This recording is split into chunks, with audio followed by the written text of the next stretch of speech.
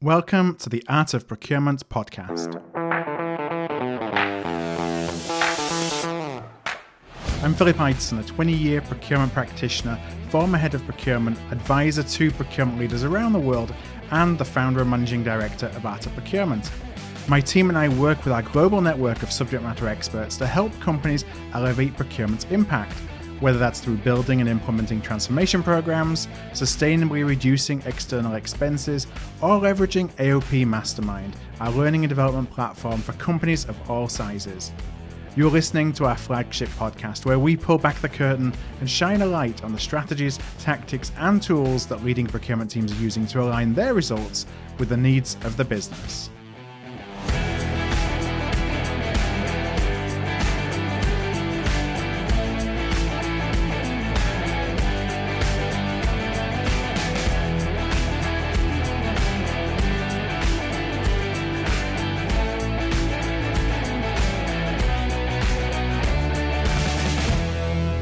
Is the trusty RFP misused and misunderstood?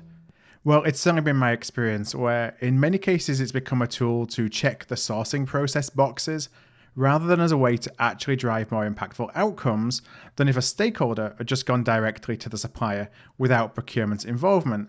And after all, that's the trade-off that many stakeholders make when they engage procurement to run an RFP for them.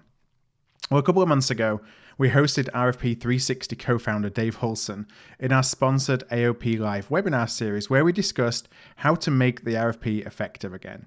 And in this edited version of the webinar, Dave and I discussed topics such as how to use the right type of RFX based on the outcomes you're looking for, how to engage stakeholders and suppliers in the RFX process, and then tips on how to ultimately improve the effectiveness of an RFP.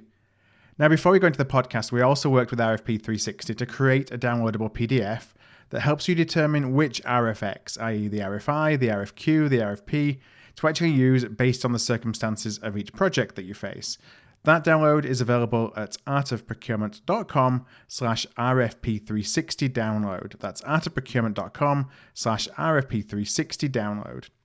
Now let's go into the conversation. My question for Dave was to ask if there are any specific types of categories where an RFP actually might not be a good tool to use. That's a good question. And I still think that the RFP as a vehicle can be a really successful option to use, but it's the format of that. And one format I saw that worked really well, we're in the process of bidding on some work, and there were definitely some questions some sections that were very technical in nature that had line by line that deconstructed. You've deconstructed our service offering. Yeah. And it does feel kind of bad when you're just answering these questions because you think, well, I wish they would have asked this question or this question. But where they really won me over as a bidder on this was the sections they had on use case. And these were very open-ended questions of, here is the challenge we are having, essentially propose a solution to this. Now, that shows our creativity towards a problem. And I love RFPs like that. And we were absolutely excited about proposing to this organization because of the way that they approached the RFP. And so I like that, putting out a use case. Here's our team members set up. Here's how they function, and here's what we're trying to do. Even some of understanding that they won't be able to operate exactly like they do now in the future, and that's kind of the point. But we got to be very creative, and especially because this was in our system, we were able to do more work with video and things and images. So we could show how we could solve their issue, solve their problem, and work with them, as opposed to just answering, especially those yes and no questions with comments. That deconstructed thing is, I would say, a little bit outdated. It's necessary in some cases, but can be limiting in others. Let's see the last question in this area, and then I want to just go and ask Kelly if Kelly's received any in the Q&A. This is from Let's see, from Johnny, who asks, in an attempt to move away from heavy paperwork-based RFPs, the term RFP light is used, and it's a term that they hear used frequently. So the question is really, what do you understand about the term? Is it something you hear more and more now? And should we be looking at using a lighter RFP, if you will, than something that's a bit more all-encompassing? That's a tough one because that goes back to the format used. Again, the vehicle I think is still very solid of an RFP, a formal process. But I might say that light term could be in reference to using some stages and again, trying to make that lift. Each of those stages should be relatively easy for a vendor to maneuver through, get the information back, and then organizations, bidders will make it to the next stage. Yeah. Kelly, I just want to jump in, ask you if you've received any, and also for anybody who's watching, if you do have questions, don't forget to pop them in the Q&A box or the chat box for Kelly to take a look at. But I just wanted to bring you in, Kelly, to see if there's anything that you've seen come in so far. Yes, as a matter of fact, and it actually kind of works nicely off of that last question where you were talking about the phases, Dave. I've had several people ask me questions, actually very similar questions. I've got one from Tim and I have one from Joanne, and they're both asking, when you go through a phased approach, whether you're doing a multi-round RFQ, multi-round RFP, or you do go from something like an RFI to a later round where you have an RFP, they're asking about the management of time between those phases. So we as procurement professionals, from a technology perspective, think of each of those things, the RFI, the RFP, as a separate event. But when we're dealing with stakeholders, they tend to think more on a project level. So what advice would you give people about either managing the time frame, the time between, or the phases of a project associated with having multiple phased events versus positioning it as one overarching project that's sort of funneling its way down towards a final extreme short list of suppliers? Great question. When I have seen really good planning on a project, which could be multiple stages, the interim decision making for each of those phases does need a lot of input by internal stakeholder groups. And when you back plan, if you need something in place by the fall and you start to back plan, we're going to conduct this RFI, this RFP, there's going to be a window of time for the bidders to respond.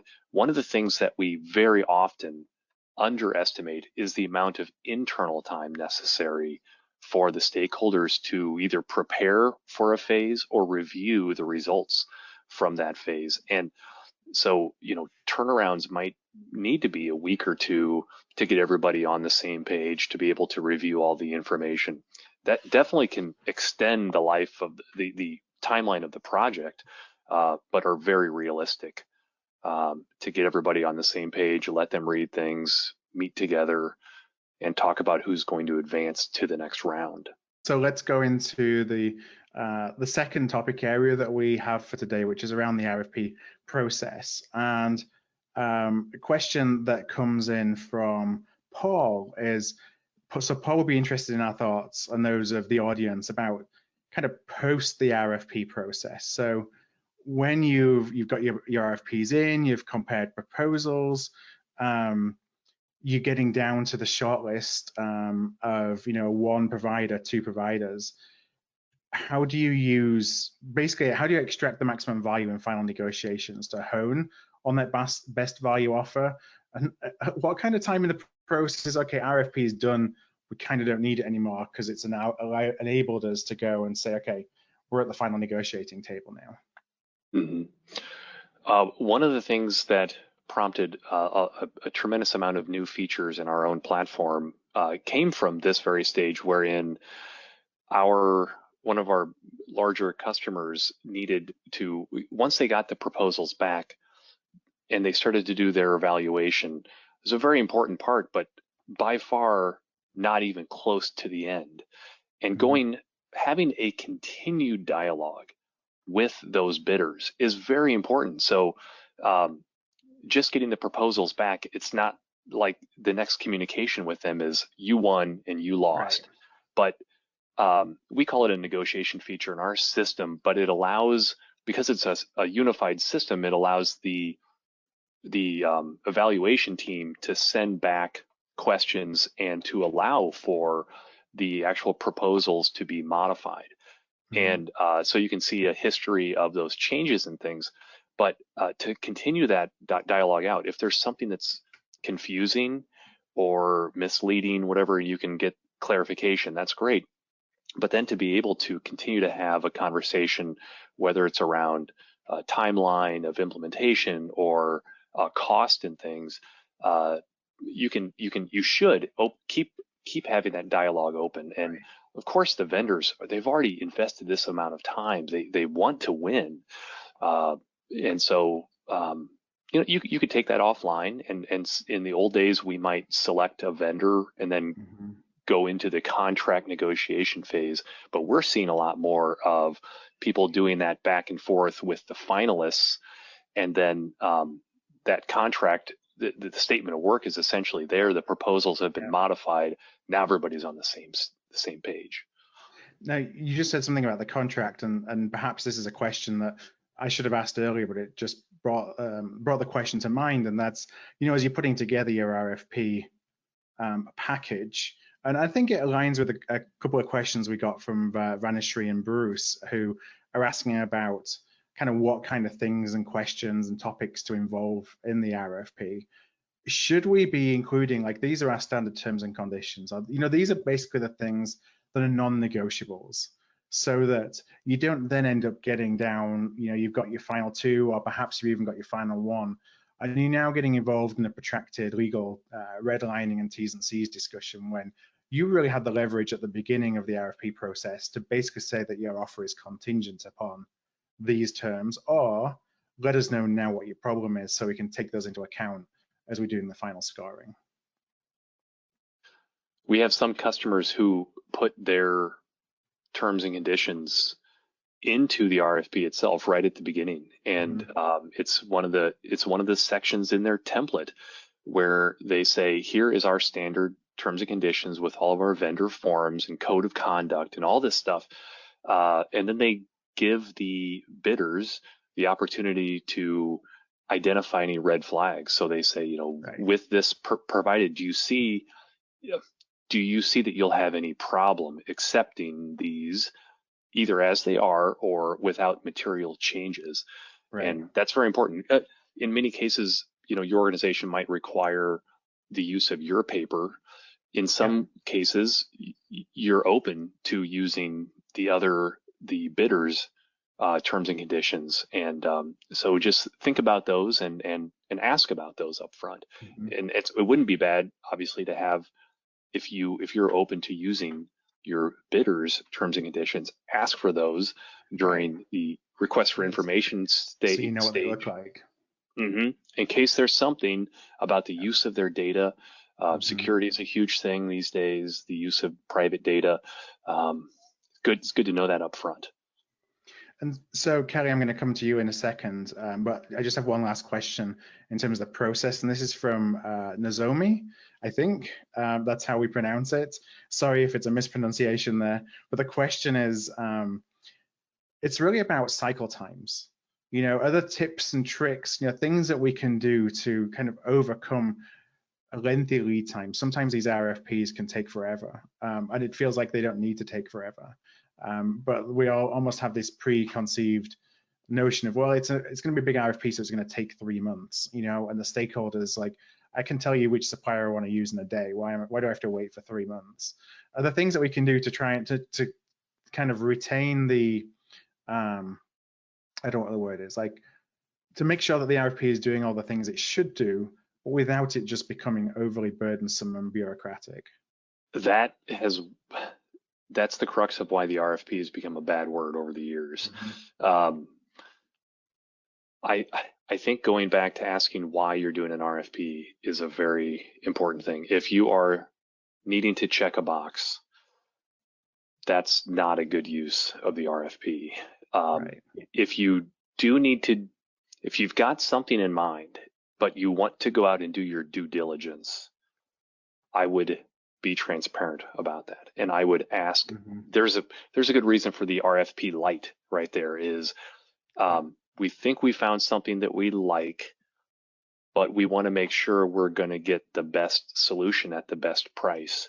And so being very transparent, letting the bidders know your time frame also, because especially if you're under a tight time frame, you found something you like, but you need a 2-week or 3-week turnaround, let them know that up front, so that they can say, oh, you know what, I think we'd be a good fit if you had more time, but we just can't make this happen. And especially when they feel like the deck is stacked against them, you definitely don't want your bidders already on their heels in your first conversation. Now, how open and honest should we be when we have a situation where there is somebody that is a favorite because it's somebody we've been working with, and now we're going out to see, it's almost like test the market, and to validate that what we're getting from this other provider is perhaps what the business, the organization needs. There may still be a small opportunity for somebody else if they blow us away, but you know, the chances are, the odds aren't good. You know, I think when you think about the RFP, and I think again about perhaps how I've used it in the past and a lot of us have used it, you often don't signal that. And so it's the signals that we talked about before that a bidder will pick up on that kind of decides what's my chances of winning. Should we be open and say, look, this is how it is. You know, we really, if you've got something that's going to blow us away, we would love to hear about it because we want to change the conversation internally, but know that there's a front runner. Should we share that kind of information with somebody? I think so. And I think if you're not starting off all of these conversations with a non-disclosure agreement, you should, so that you and they can feel more comfortable sharing the information. We in the past have, there had been some competitive situations where we knew who the incumbent was, and there were times when we could say, here's a differentiator, and if it's important to you, this will be very helpful. But they also have their own differentiators, and so I know of a competitor we used to be against, who had on-premise software versus in the cloud. So that was the first question I asked them was, you're in an industry where I believe you need the data to sit on your premises. Is that a factor? And they said yes. And we said, great. Well, you know what? You should probably stay with them. And we pulled out. Kelly, I just want to touch base again with you to see if there's any other questions that have come in for Dave. Yes, there's actually a very interesting question that's come in from Dennis. And since we're on the topic of being honest, what he's basically asking is, do we as procurement at times need to be honest with ourselves when we're not necessarily running an RFP because it's the best way to gather information, facilitate decision making, compare suppliers, but in fact, it's a way to either help us kick the can down the road in terms of us needing to get actively involved with the suppliers, or simply an attempt to just avoid having to negotiate with them live? Yes, those are real. We see those a lot. I would be lying if I said I wasn't part of something like that early in my career. For all of those reasons, I felt really, really bad about the situation I was in with a big company doing the same thing, trying to negotiate via email back and forth. That extends the timeline so far, and you do not engender yourself at all with your soon-to-be partners in this process.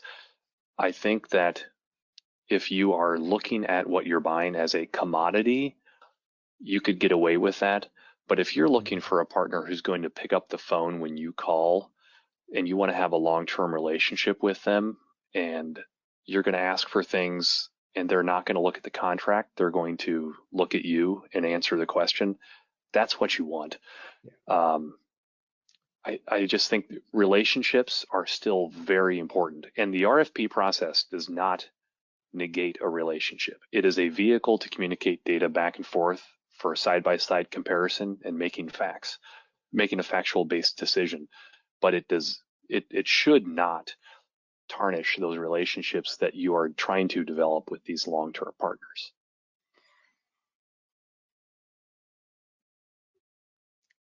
Hey, Kelly, I just wanted to check in. Is there any, do you have anything else out there? Or if not, I can move on to the next section. I didn't want to just jump in.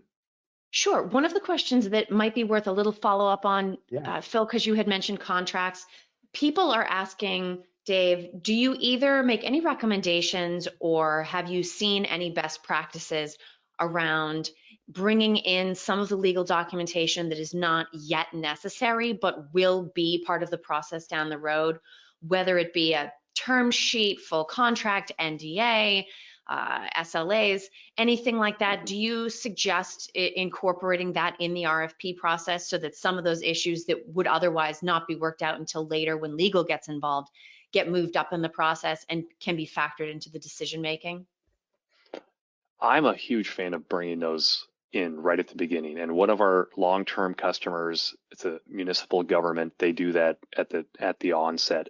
And I love it because when in these other deals we're in, when we've gone through the sales process, we won the deal, and then all of a sudden we're faced with all this paperwork on the back end. Would that have changed the way we priced the project? Perhaps. Does it tax some resources and then somebody has to respond, in a week when they could have had months to be working on this? Yes. So by showing that up front and being very, very clear, if you win, here are the things that'll be involved, whatever. It just goes back to that transparency and trust, and you can't beat that. Mm-hmm. I think this ties into, the stakeholder involvement, which was really the topic that I was going to segue into here. When you're thinking about the team of folks who you're going to get involved on the ground, from an internal perspective, I have a couple of questions. One, and again, I'm going to, if I butcher this name, I apologize. Again, I think it's Gergi or Gergai, and that is, what's the best approach, or what are some good experiences, good examples that you've seen in terms of kicking off an RFP process and setting stakeholders' expectations so that to them this feels like it's a journey that is attractive to them, that has value at the end of it, something that they as a stakeholder are going to want to invest their time in? Involving the stakeholders early, getting them on, I actually like getting them on a call early on, to be able to see and hear from the other stakeholders that will be there. That your finance people and your legal people are going to be part of this. I'm thinking back to when I was a consultant, there were sometimes these packed rooms with all of these organizations in there. A big company has a lot of input that needs to be gathered from different places, and they have to worry about taxes and legality and things.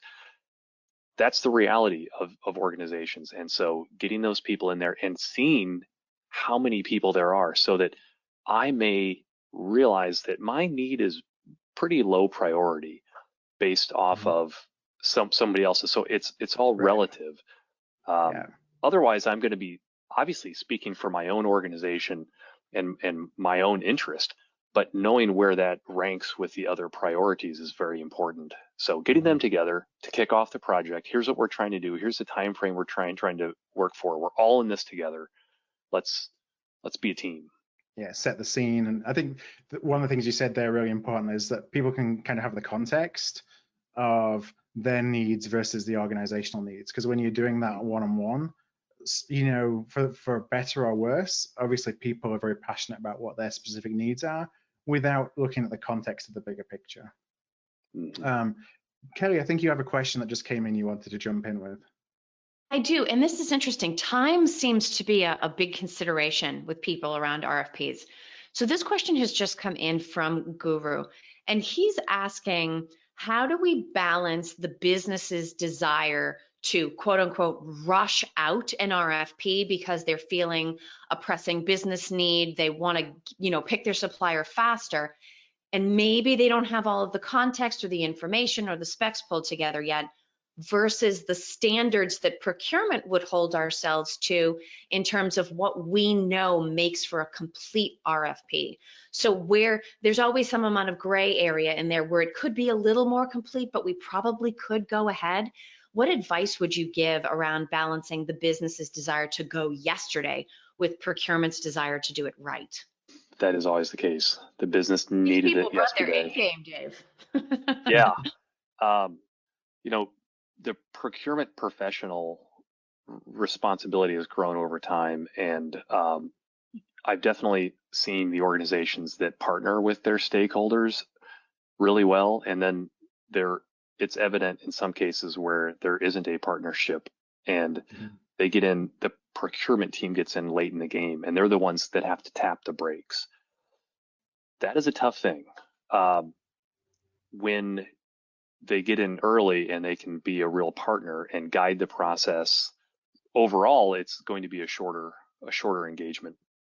But when a sales team needs some software and they want to rush out and buy it, and all of a sudden the procurement team is slowing it down, it is tough. It gets very political in a lot of organizations.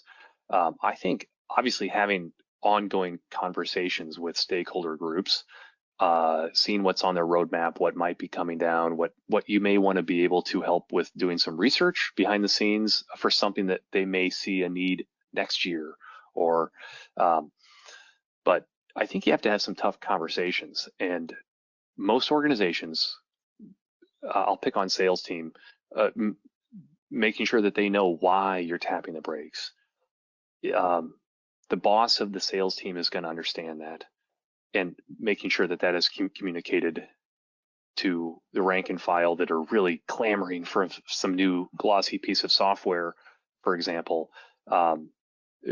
That's transparency with your own group, and here's why we have to do this, because we're going to make the wrong decision, we're going to get into some terms we don't like.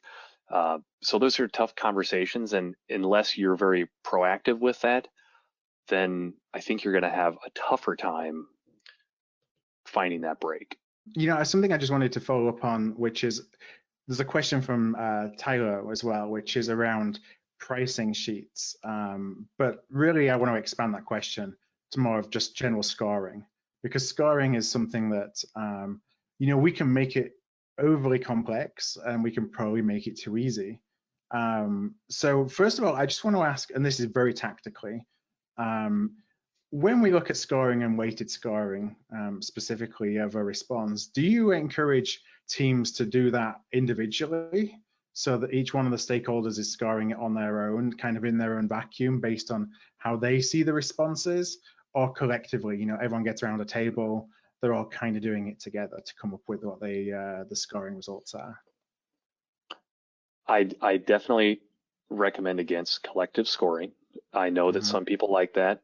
I think that it's easy to have a dominant voice in any conversation therein. When I have done before the software application we built, when I used to do things in Excel, scorecards were distributed. They came back in. I did all the math on those. Yeah.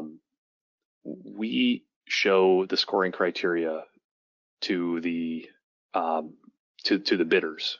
Okay. With that as a transparent thing, which I think is very important. There are definitely ways of turning that off, but then showing that also to the scorers that come in. So as they're going through responding, they can see the questions and their weight in the overall sections, and the sections in the overall. This, whatever system you're using, a manual system or not, I like to give easy 0 to 5 point values. 10 is even hard. What's the difference between a 6 and an 8 or whatever?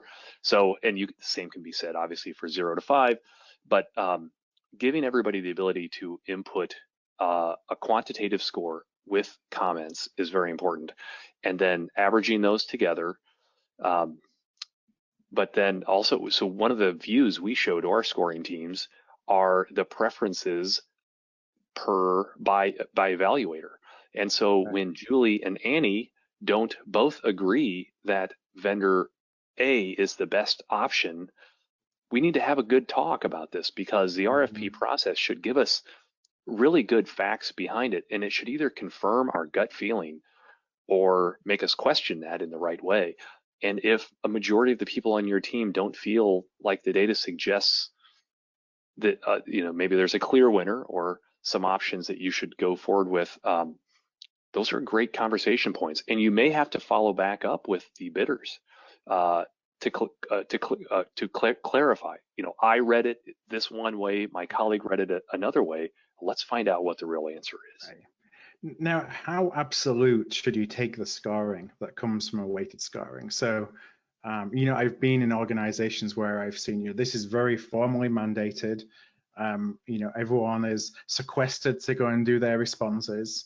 And when you get the responses, like, that's it. If you scored highest, you're the provider. And then on the flip side, it's just one of many different data points, which, is more pragmatic, but it ultimately lends itself to, like, what's the value of even doing this in the first place if I'm going to go and select the supplier that came number 3? So what do you see from that perspective? You go with that score, or it's just one of many data points? Well, I'm a statistician by background, so I love data. But when it confirms my gut feeling or the overwhelming feeling of the team, then I feel really good about that. There definitely are factors that you may not have incorporated into the RFP, and maybe data information that came up later, the credit worthiness of a vendor, or the viability of their product overall. If you didn't happen to get those kinds of factors into the RFP, absolutely take those into consideration. But definitely make sure that your source is valid. So ideally, all this stuff would be known and part of the RFP, but in the real world, things come up. And so you definitely want to have the ability to look at the numbers and make a decision. Maybe the best vendor is not the one that you can afford. And that's a real decision, unfortunately. No, that's really helpful, Dave. And I think, Kelly, you may have another question as well to jump in with. Yes, and I will tell you right up front, this is a bit of a follow-up. This question is from Jeffrey.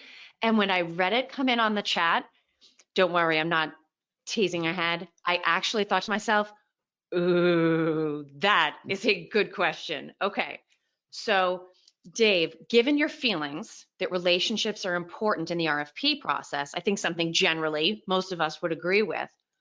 What are your thoughts on RFPs that either discourage or ban communication with the issuers and between them and suppliers during the process? We had a big one like that recently. The procurement team was a brick wall. I totally understand no communication with the stakeholder group. I in a big organization, I think that you have to do it like that. If those are the rules, then you have to do it like that. But you also have to make sure that there is information flowing back and forth. So instead of making it a brick wall, making it a gate.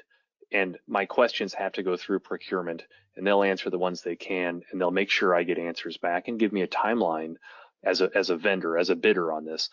But to protect the buyer and any undue influence that I may exert on them, because as a bidder, you are going to be trying to link in with these people and contact them outside of it. I think that as long as you state the rules, that is completely fine to put them behind a gate, but definitely make the communication available. We almost pulled out of a recent one just because of that. Could not get any information back, and essentially they just kept saying, "Answer the RFP, answer the RFP." And I don't know if they're going to get the proposal that they want, because we still don't know enough about their organization and their needs. Now, to that point, this might be something that you can definitely relate to from an RFP response standpoint. around timing and managed communications.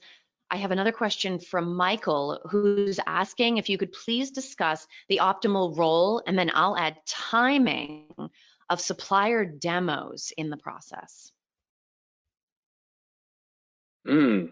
Yes. If you are bringing in your finalists for demos, scheduling is a real issue. I have seen and been a part of recently some that are really, the turnaround is with just a couple of days. The proposals come back in. Now, in some cases, I do not like this at all, where the proposals are due on a Friday and essentially procurement contacts you the next week to schedule the demo. So did everybody make it to the demo stage? It looks like it, because there wasn't enough time to evaluate.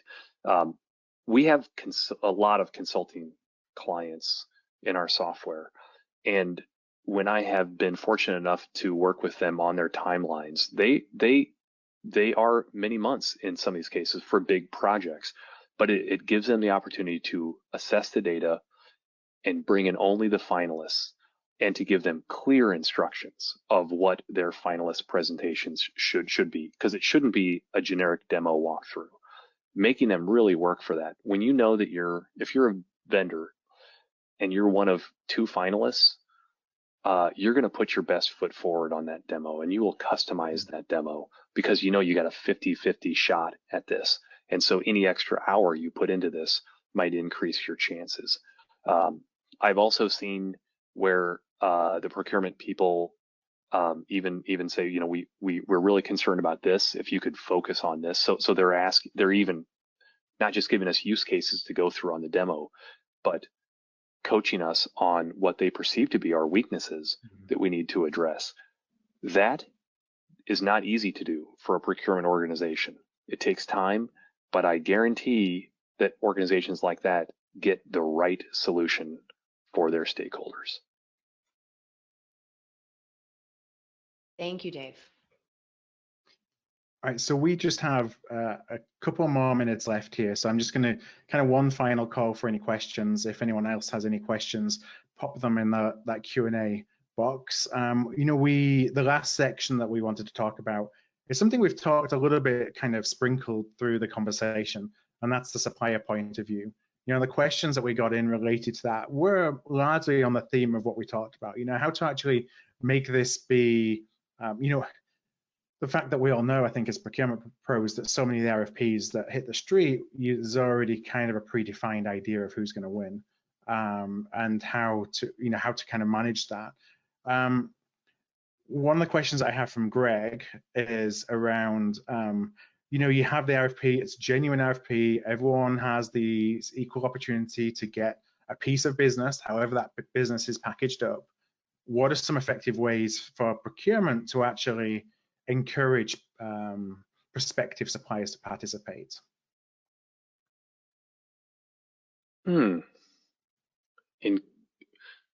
Wow, that's a good one.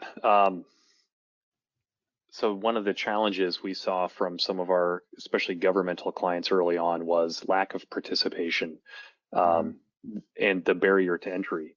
So I'll say a couple of things. Reducing the red tape is a big thing. Yeah. So, for example, when we got rid of paper, essentially, that opened up the field, especially in software, to participants outside of a geographic area, to reducing red tape in terms of showing some of those vendor forms and things up front, the posting of RFPs through multiple channels. It is easy to engage the vendors you know.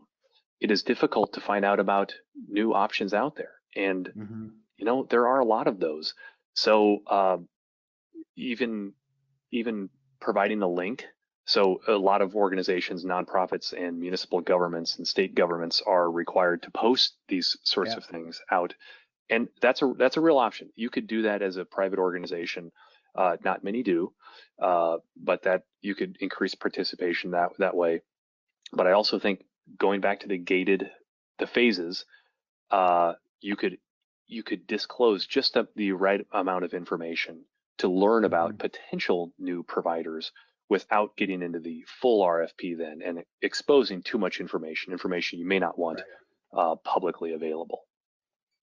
No, that's helpful. And so kind of when you think about that supplier perspective, something we said earlier about signals, one of the things, the most powerful thing that you can do in an RFP as a procurement person is send the right signals that this is actually participatory and that it isn't a closed shop. And something you talked about earlier that kind of relates to a question. I'm not actually going to ask the question, but I'll just state something that Wayne said because I think it's important.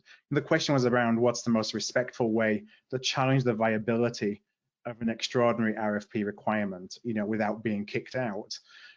The reason I bring that up is that, if you're working with an organization who isn't open to the discussions around something, a slightly different approach, then is that somebody who you want to be supporting in the first place? Because does that say that we're just buying, we're looking at you as a vendor who sells hot dogs on the street corner and you're selling me one thing versus I'm looking for a partner? Because if you are putting the signals in your RFP that you're truly looking for a partner and you can do that with the questions you're asking, that on its own is going to encourage participation. That's right. Open-ended questions are great for that. Yeah. The inclusion of use cases and allowing the bidders to propose based on those use cases is a really good way.